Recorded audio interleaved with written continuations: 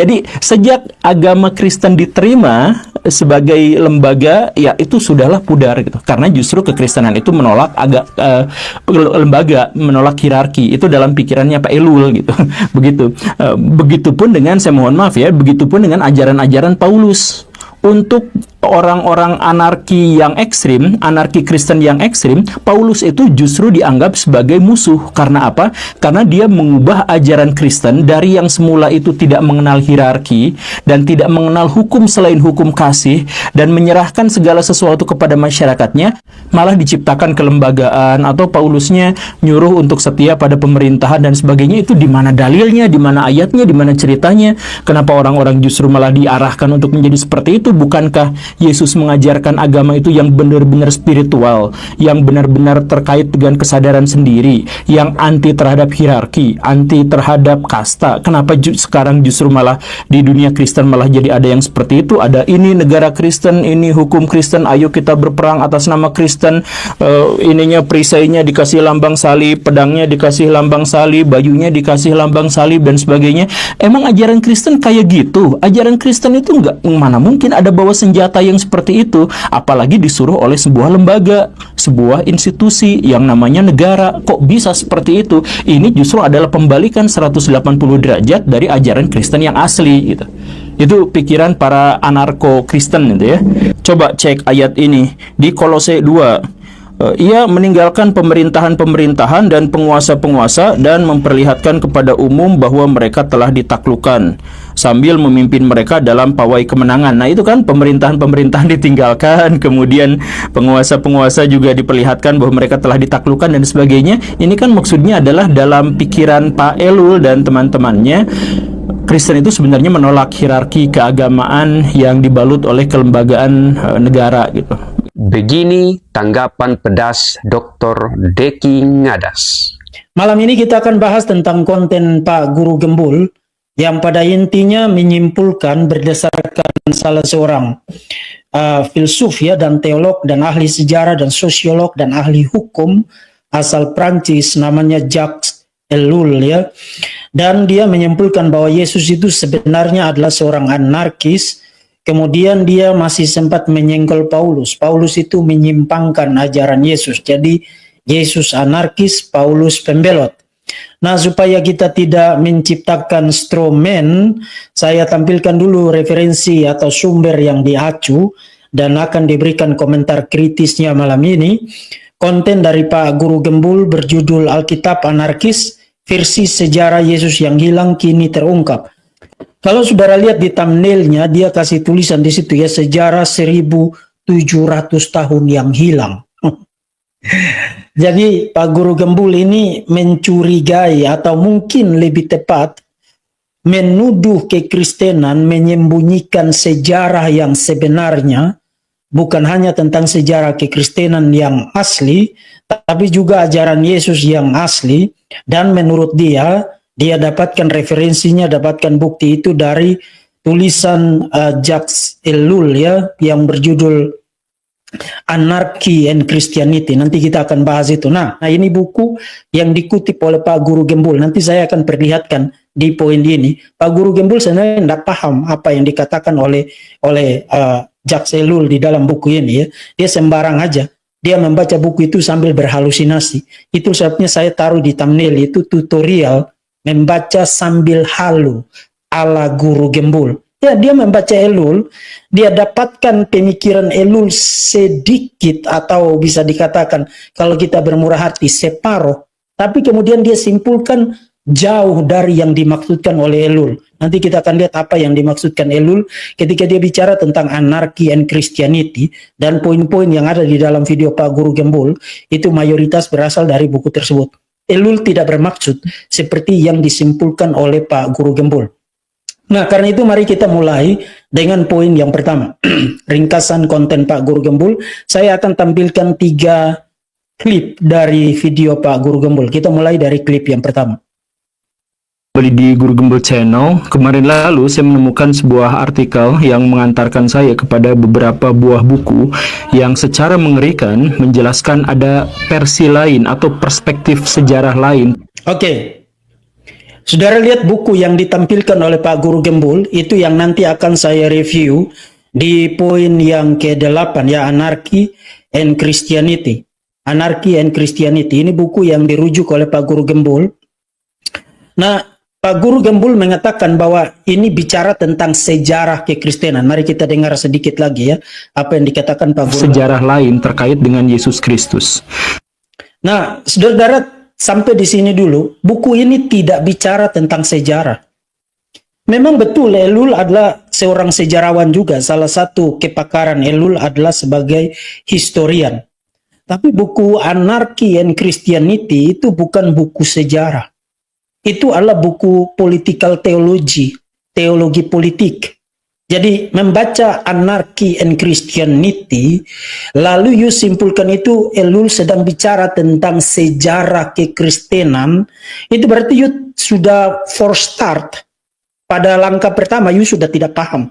Karena ingat, memahami literatur itu pertama, hal paling penting yang sangat you harus ngerti, ini buku dalam genre apa.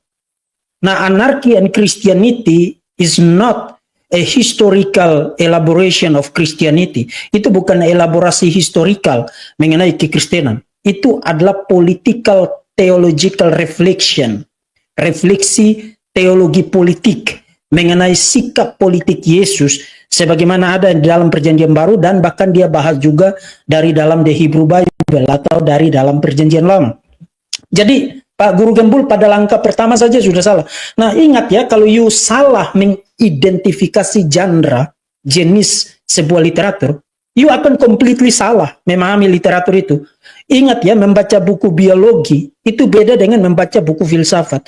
Membaca buku filsafat beda dengan membaca buku teologi. Membaca buku teologi itu beda dengan membaca buku sejarah atau buku macam-macam. Jadi genre itu sangat menentukan pemahaman kita tentang apa yang hendak diargue oleh penulis yang bersangkutan. Nah, Pak Guru Gembul salah mengidentifikasi genre dari Anarchy and Christianity dari Jacques Ellul. Jacques Ellul ketika menulis buku itu tidak menulis sejarah. Dia menulis refleksi teologis mengenai sikap politik Yesus atau sikap Yesus terhadap otoritas, sikap Yesus terhadap pemerintah. Dan dia bukan hanya membahas sikap Yesus, tapi membahas dari dalam Perjanjian Lama, Yesus, kemudian kitab Wahyu, dan juga surat-surat Paulus. Jadi itu kesalahan yang pertama. Sekarang mari kita lanjutkan. Bahwa beliau itu adalah bukan hanya tokoh spiritual, bukan hanya tokoh agama, tetapi beliau adalah salah satu tokoh filosof anarki pertama di dunia dan membawa ajaran-ajaran anarkisme yang secara eksplisit dan tegas dijelaskan dalam kitab suci yang dia bawa. Ya, sampai di sini dulu. Pertama, Yesus tidak membawa kitab suci.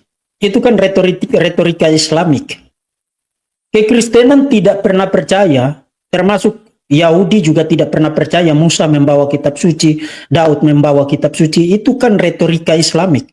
Kamu sedang membaca tulisan dari seorang Kristen, seorang filosof Kristen yang tidak percaya ada nabi yang membawa kitab suci. Jadi jangan masukkan retorika dan asumsi Islamik kamu ketika membaca literatur-literatur yang tidak percaya kepada iman Islamik kamu. Nah, saya tidak menyalahkan iman Islamik kamu di sini.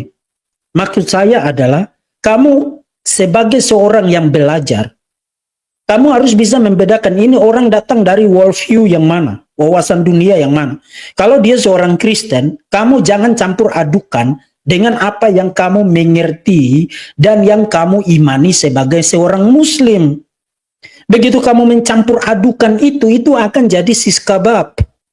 Itu akan menjadi jus mangga, jus pepaya, menjadi jus semangka. You campur aduk jadi satu, kemudian menjadi mixing juice. Jacques Ellul tidak percaya bahwa Yesus membawa kitab. Jadi waktu kamu gunakan retorika itu, kamu sedang memperkosa Jacques Ellul ketika dia menulis Anarchy and Christianity. Jangan mencampur adukan segala sesuatu. Kenapa segala sesuatu kamu harus pakai retorika Islamik? Itu pertanyaan saya. Dunia ini tidak isinya Islam doang. Ini kita harus kasih tahu tanpa harus dianggap mengekspresikan kebencian atau mengekspresikan penghinaan. No, itu jauh dari semua itu. Yang kita inginkan adalah akurasi. Akurasi di dalam merepresentasikan literatur yang kita baca. Kalau kita baca tulisan seorang Kristen, kita bicara sesuai dengan apa yang dipahami oleh orang yang bersangkutan. Jangan dicampur aduk. Bagaimana hal seperti itu bisa terjadi? Simak videonya, kita akan bahas tentang salah satu versi yang paling banyak ditutup-tutupi. Nah, ini juga sudah mulai lagi. Sudah langsung masuk ke teori konspirasi dia. Sudah langsung masuk ke teori konspirasi dia. Jadi Pak Guru Gembul ini sebenarnya menuduh orang-orang Kristen mentutup-tutupi ajaran Yesus yang sebenarnya. Jadi thanks to Jacques Ellul yang dibaca secara semraut oleh Guru Gembul, yang dia sendiri tidak paham apa yang dikatakan Jacques Ellul, nanti saya akan buktikan. Kemudian dia menuduh orang-orang Kristen menyembunyikan ajaran dan sejarah kekristenan yang sebenarnya. Inilah yang saya sebut sebagai orang membaca sambil berhalusinasi. Jadi apapun bacaannya, mendadak masuk ke situ teori konspirasi. Ini orang-orang Kristen ini berniat banget untuk menipu dunia ini. Ajaran Yesus modelnya begitu, tapi mereka ngajarinya begini. Kemudian mereka tutup-tutupi itu supaya orang tidak tahu ajaran Yesus. Jadi terima kasih ya Pak Guru Gembul, Anda telah berhasil untuk membongkar kedok kekristenan yang menyembunyikan ajaran Yesus yang asli selama 1700 tahun. Kemudian nanti kalau kita minta Anda membuktikan apa buktinya orang-orang Kristen menyembunyikan itu, dan in fact Jacques Ellul juga tidak pernah bilang bahwa orang Kristen menyembunyikan itu. Kita minta Anda membuktikan tuduhan Anda itu, baru nanti mencelek-mencelek. Jadi setiap kali muncul ke publik, orang Kristen harus selalu menjadi pihak membuat konspirasi, menghilangkan ajaran Yesus yang asli, kemudian menutup-nutupi itu dan berbohong kepada dunia ini. Itu kan implikasi dari retorika yang Anda gunakan. Sejarah yang ditutup-tutupi selama 1700 tahun. Bagus sekali. Oke ya, jadi itu komentar untuk klip Pak Guru Gembul yang pertama. Sekarang kita ke klip yang kedua tentang sebenarnya apa yang dia mengerti mengenai tulisan Jacques Ellul tentang Yesus itu seorang anarkis. Anarkisme itu mengalami peyorasi tertentu sampai kita menganggap bahwa itu adalah sesuatu yang buruk gitu. Bahkan dalam KBBI pun dijelaskan bahwa yang dimaksud dengan anarkisme itu memang memiliki konotasi yang buruk. Tetapi kalau misalkan kita berpandangan secara netral, yang dimaksud dengan anarkisme atau anarko itu sebenarnya adalah paham berpikir. Oke, sampai di sini Pak Guru Gembul betul. Kata anarki itu sendiri tidak. Banyak orang sekarang kalau bilang kamu itu anarkis, berarti orang yang cenderung memperjuangkan aspirasinya dengan melakukan kekerasan. Artinya tidak peduli dengan hukum. Tapi sebenarnya dari etimologinya, kata anarki itu kan berasal dari kata bahasa Yunani anarkia. Dari dua gabungan dua kata, preposisi an atau anna yang berarti without, tanpa, dan arke. Arke itu bisa berarti ruler, bisa berarti pemerintah, bisa berarti law, bisa berarti aturan. Jadi tanpa pemerintah, tanpa otoritas, tanpa law. Jadi anarki itu berarti satu filsafat politik yang mengatakan bahwa society itu seharusnya without government, tanpa pemerintah, tanpa ruler, tanpa authority, tanpa law. Jadi anarki itu tidak harus berarti kekerasan. Jadi Pak Guru Gembul tidak mengatakan bahwa waktu dia sebut Yesus itu anarkis atau membawa ajaran anarkisme, Pak Guru Gembul tidak bermaksud mengatakan bahwa Yesus itu mengajarkan kekerasan. Nah, banyak orang yang tertipu dengan istilah semacam itu karena mereka lebih memahami istilah anarkia dalam pengertian sekarangnya. Padahal secara etimologis kata itu semata-mata berarti orang yang menolak otoritas atau menolak ruler, menolak law. That's it. Nah, kalau orang menolak otoritas, menolak pemerintah, menolak ruler kan menjadi kaotik kan. Jadi orang bisa berbuat apa saja. Itulah sebabnya orang lebih mengkaitkan kata anarki itu dengan kekerasan atau dengan sesuatu yang semraut, kaotik dan lain sebagainya. Padahal sebenarnya artinya itu bukan itu. Jadi pada poin itu Pak Guru Gembul benar tentang pengertian etimologis dari kata anarki. Ingat ya, semua istilah yang kita gunakan, istilah-istilah penting yang kita gunakan itu kan sebenarnya istilah-istilah yang mengalami perkembangan arti atau penyempitan arti. Nah, dalam kaitan dengan istilah anarki, sebenarnya dia bisa lebih tepat disebut mengalami pergeseran arti. Jadi arti awalnya itu tidak harus berarti kekerasan, tapi sekarang kalau orang gunakan istilah anarki, maka itu lebih dikaitkan dengan chaos ya, keributan, kekerasan dan lain sebagainya. Padahal arti awalnya itu tidak begitu. Jadi pada poin itu satu kali lagi Pak Guru Gembul betul. Gagasan bahwa idealnya manusia itu tidak boleh hidup dalam kungkungan hierarki, bahwa tidak boleh ada orang yang mengatur orang yang lain, bahwa pemerintahan itu, negara itu, konstitusi itu sebenarnya adalah kezaliman karena dia mengklaim memiliki otoritas dan kekuasaan untuk mengatur orang lain. Oke, sampai di sini dulu. Saudara ingat pengertian dasar itu. Anarki berarti tidak boleh ada otoritas eksternal yang mengatur orang lain. Itu pengertian dasar dari anarki. Nah, apakah Yesus mengajarkan anarki dalam pengertian itu? Dan apakah Jacques Ellul yang dikutip oleh Pak Guru Gembul mengatakan bahwa Yesus mengajarkan anarki dalam arti you tidak perlu pemerintah, you tidak perlu ruler, you tidak perlu hukum, you tidak perlu apapun di luar dirimu yang mengatur kamu. Apakah Jacques Ellul mengatakan bahwa Yesus mengajarkan begitu? Pak Guru Gembul memberi kesan bahwa itulah yang dikatakan oleh Jacques Ellul di dalam tulisannya. Mari kita dengar, kemudian nanti kita akan lihat sebenarnya Jacques Ellul argue-nya. Padahal setiap orang kan harusnya bebas berkehendak, bebas berpikir, bebas melakukan apapun sejauh itu dia bisa pertanggungjawabkan sendiri. Lalu bagaimana ceritanya ada sebuah negara, ada sebuah pemerintahan yang dia mengklaim bahwa saya berhak dan saya memiliki otoritas untuk mengatur orang lain harus melakukan ini, orang itu harus melakukan hal yang seperti ini, menggerakkan pasukan-pasukan untuk berkorban jiwa dan raga demi kepentingan politik tertentu, tumpah darah dan sebagainya. Kan ini tidak layak. Nah, paham anarkisme itu sebenarnya adalah paham yang seperti itu. Anarkisme itu artinya adalah tidak mengakui otoritas atau tidak mengakui hierarki, kasta dan sebagainya.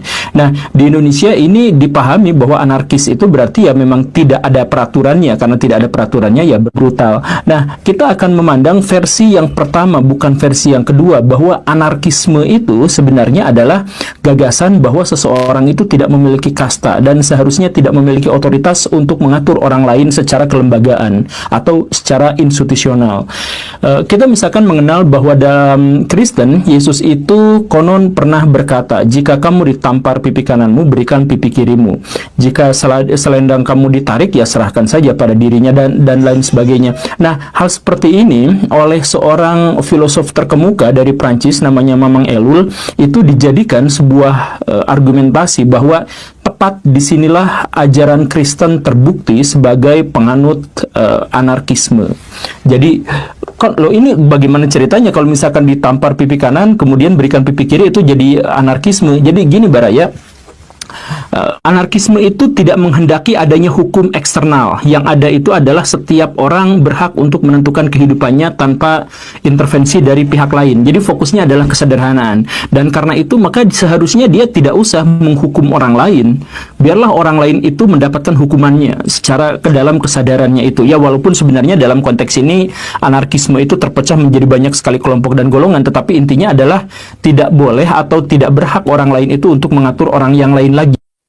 Oke, jadi saudara, waktu saya dengar ini, saya lihat orang ini sebenarnya dia tidak membaca, dia hanya lihat etimologi kata anarki, kemudian dia lihat Jacques Ellul gunakan kata anarki untuk Yesus, kemudian dia pikir Jacques Ellul mengatakan Yesus anarki berarti sama dengan pengertian etimologi yang dia kutip dari Britannica, Encyclopedia Britannica tadi. Dan nanti kita akan lihat di dalam Anarchy and Christianity, Jacques Ellul mendefinisikan anarki dengan sangat berbeda dari yang dijelaskan oleh Jacques Ellul. Jacques Ellul tidak mengatakan anarki dalam pengertian you tidak perlu otoritas, you tidak perlu hukum, you tidak perlu ngatur-ngatur orang lain. Jadi Jacques Ellul tidak mengatakan bahwa menurut Yesus, ajaran Yesus yang asli adalah kita tidak perlu pemerintah, kita tidak perlu hukum, kita tidak perlu otoritas eksternal untuk mengatur hidup kita. Itu completely jauh dari yang dimaksudkan oleh Jacques Ellul di dalam Anarchy and Christianity. Lain sekali. Jacques Ellul tidak mendefinisikan anarki dalam pengertian itu.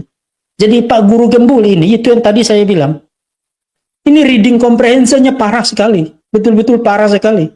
Dia tidak lihat apa definisi dari anarki yang digunakan oleh Jacques Ellul.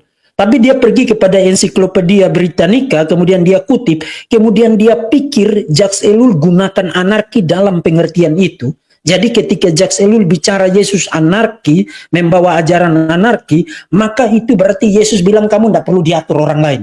Tidak perlu otoritas, tidak perlu hukum, tidak perlu orang. Bukan itu yang dikatakan oleh Jacques Ellul.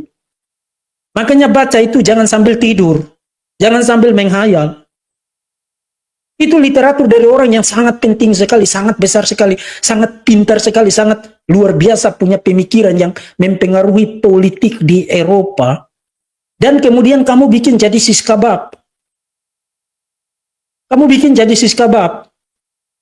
Ini kan mengerikan sekali. Nah, saudara-saudara, karena itu saya beyond daripada sekadar membuktikan Pak Guru Gembul ini ngawur dalam membaca Jacques Ellul, saya akan kasih lihat kepada saudara, ini orang pemikirannya sangat deep sekali.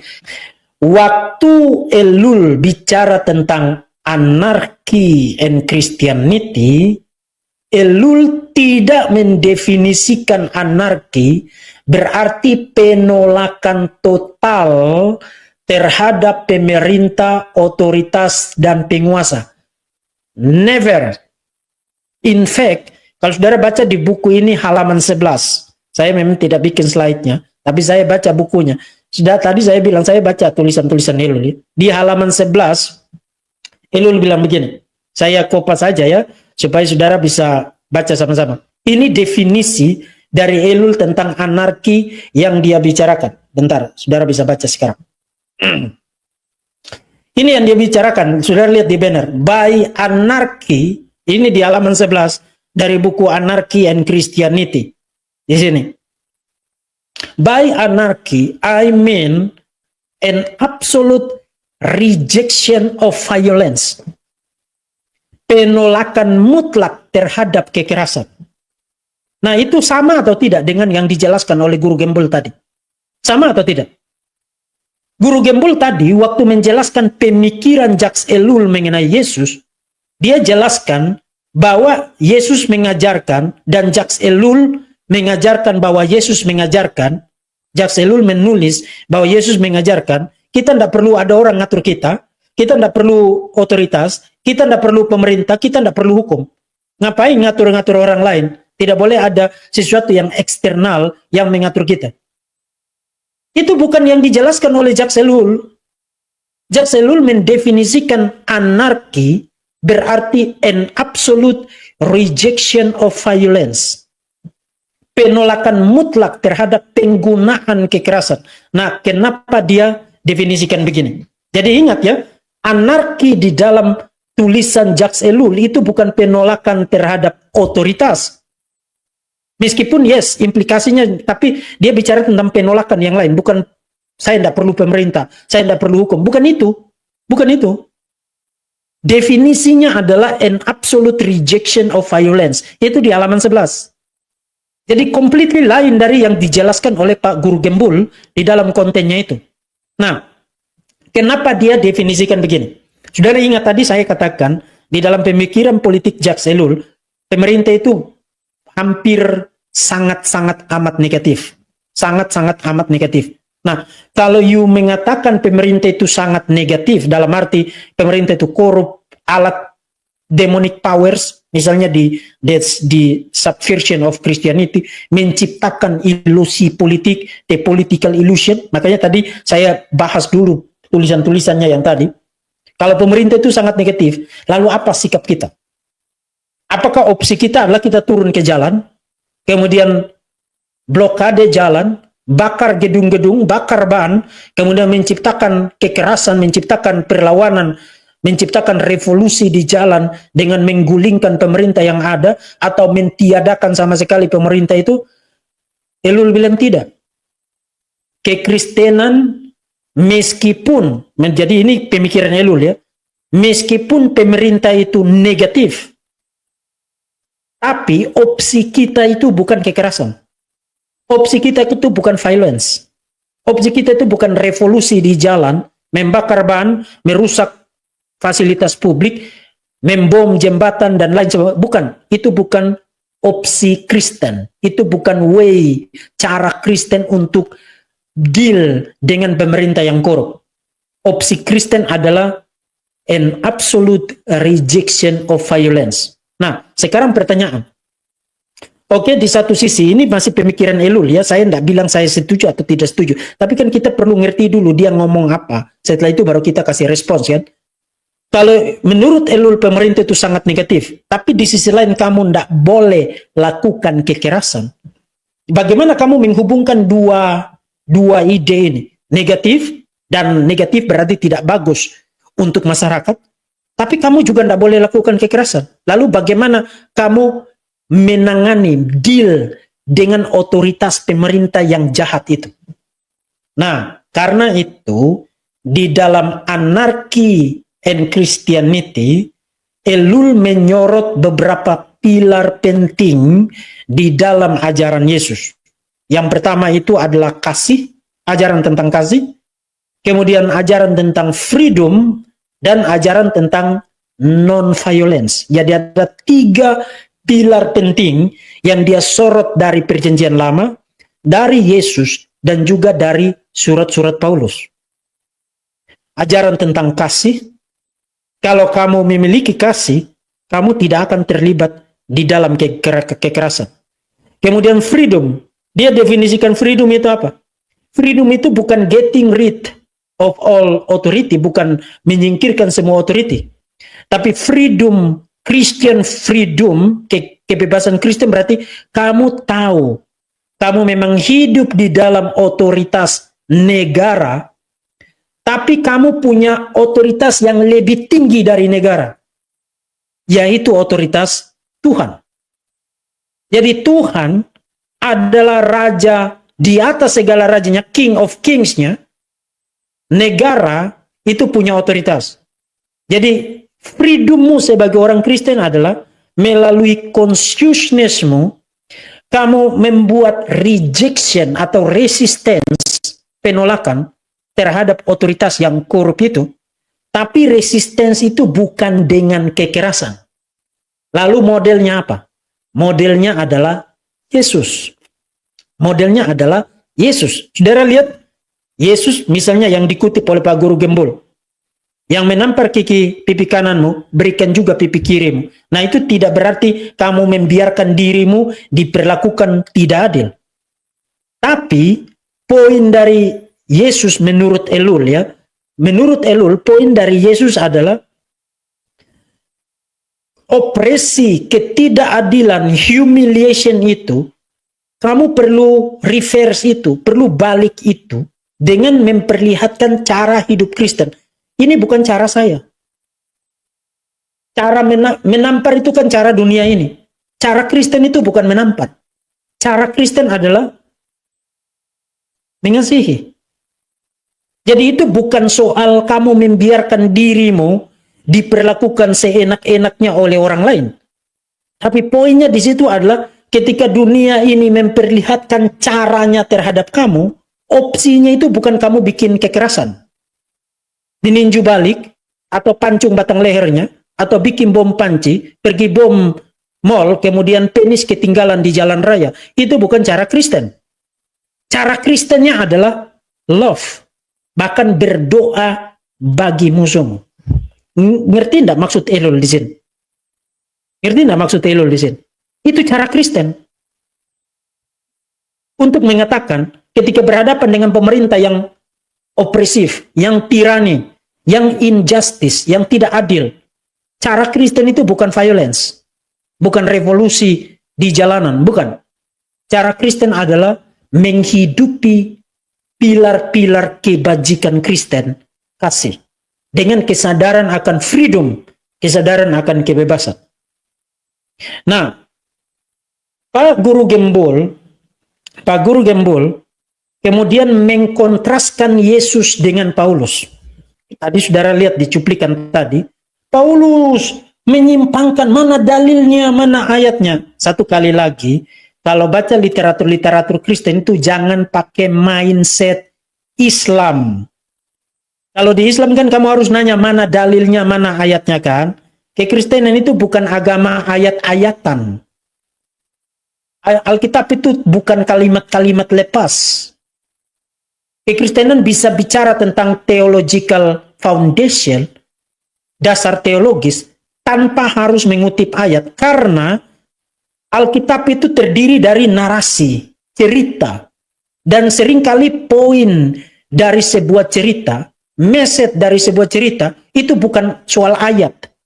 Tapi setelah you baca cerita itu kesimpulannya apa? Itu poinnya.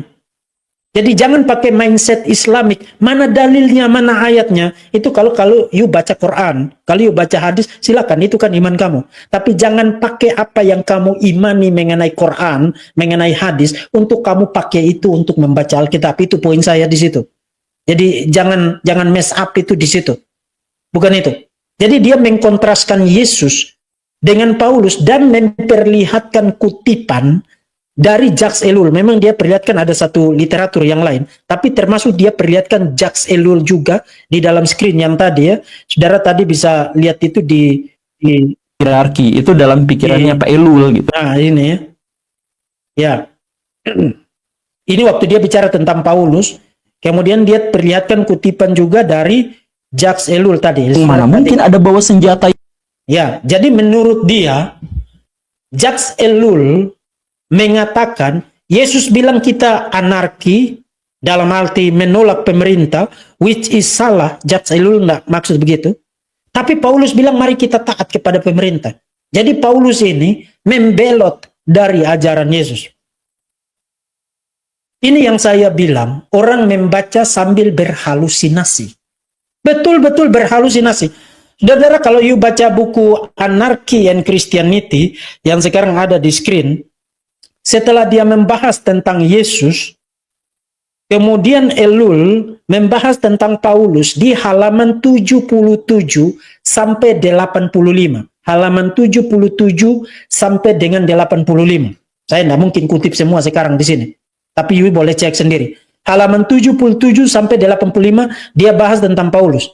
Dan Ellul sama sekali tidak mengkontraskan Yesus dengan Paulus. Malah sebaliknya, Roma pasal 13 ayat 1 sampai 7 yang dialusi oleh Guru Gembul, dan itu dibahas secara khusus oleh Jacques Ellul di dalam Anarchy and Christianity. Bahkan dia kasih satu appendix tentang tafsiran Calvert mengenai Roma pasal 13 ayat 1 sampai 7. Intinya begini, menurut Ellul, kenapa Paulus ngomong begitu? Karena historical konteksnya. Konteksnya adalah pada masa itu orang-orang Kristen sedang hidup di dalam masa opresi, masa penindasan dari pemerintah Romawi. Di dalam konteks semacam itu, Paulus mengajarkan kamu harus hidupnya benar dan taat kepada apa yang menjadi kewajiban kamu, misalnya membayar pajak, dan terutama berdoa bagi mereka. Berdoa bagi mereka, karena pemerintahan itu berasal dari Allah dan menyandang pedang keadilan Allah untuk menghukum kejahatan. Jadi kalau kamu melakukan kejahatan, kamu harus takut dengan mereka. Tapi kalau kamu hidup benar, kamu tidak perlu takut dengan mereka. Poinnya apa? Jacques Ellul bilang, sebenarnya Paulus dan Yesus menegaskan poin yang sama. Di atas pemerintah itu ada Tuhan. Pemerintah itu tidak memegang ultimate authority.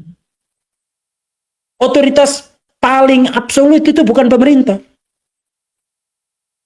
Pemerintah itu memegang otoritas derivatif yang didapatkan dari Tuhan.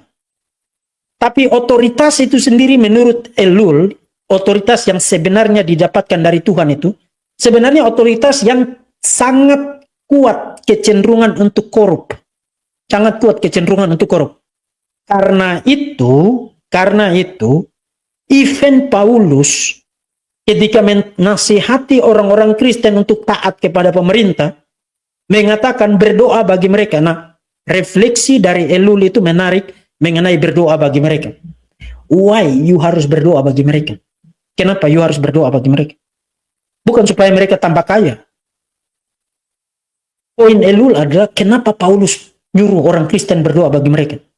Karena dengan doa kita punya harapan Tuhan mengubah orang-orang yang opresif itu, yang tidak adil itu, yang jahat itu, menyalahgunakan kekuasaan itu untuk menciptakan masyarakat yang jauh lebih baik, menjalankan pemerintahan yang jauh lebih baik. Jadi menurut Ellul, Yesus dan Paulus itu berkontinuiti di dalam pandangan politik mereka. Bukan berkontradiksi seperti yang dikatakan oleh guru gembul. Teori atau cuap-cuap bahwa Paulus itu membelot dari ajaran Yesus, itu kan cuap-cuap dari para polemikus muslim. Apapun bacaannya, Paulus harus selalu salah. Mau baca apa saja, mendadak Paulus yang salah. Ellul tidak ngomong begitu. Ellul tidak mengatakan bahwa Paulus membelot dari ajaran Yesus. Jadi Yesus bilang kita menolak pemerintah, tapi Paulus bilang mari kita taat kepada pemerintah. Pertama, Ellul tidak mendefinisikan anarkis sebagai penolakan terhadap pemerintah. Ellul mendefinisikan anarkis sebagai penolakan terhadap kekerasan. Betul, dia punya pandangan yang negatif terhadap pemerintah, but itu bukan definisi dari anarki. Dalam poin itu,